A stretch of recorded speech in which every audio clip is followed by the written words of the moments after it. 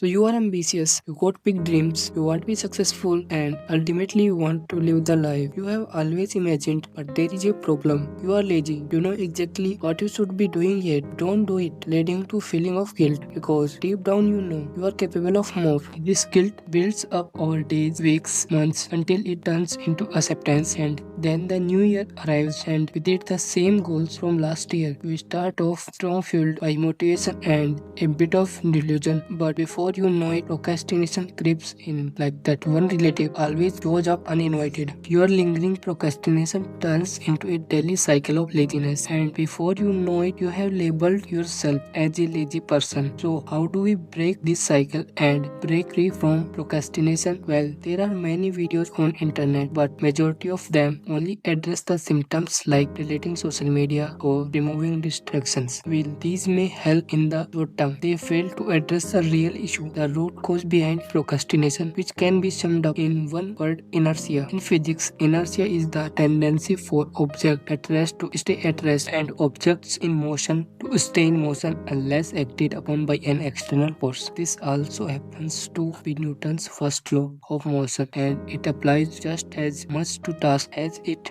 does to objects. Getting started on any task, no matter how small, requires an initial push and some amount of energy to overcome the resting state of inertia. And this preciously is the issue. We make this initial push so big and difficult in our mindset. Instead, we just avoid the task entirely and distract ourselves with cheap dopamine including activities. So to break procrastination, we need to break inertia, and there are two ways to do this.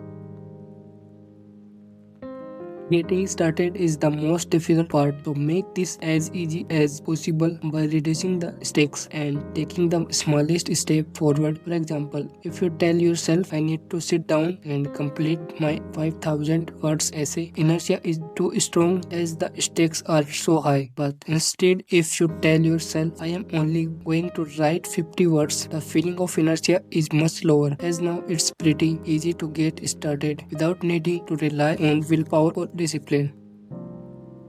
Another popular technique is the 2-minute rule. If you don't feel like doing the work, just tell yourself you will do it for 2 minutes and then stop. Should you want to, for example, don't feel like cleaning your room, put on a song, clean your room and stop when the music stops. The best part is usually you will continue longer than 2 minutes or you will end up writing more than 50 words, and this is because objects in motion stay in motion, meaning once we get started we start gaining momentum, and this momentum keeps us going for longer.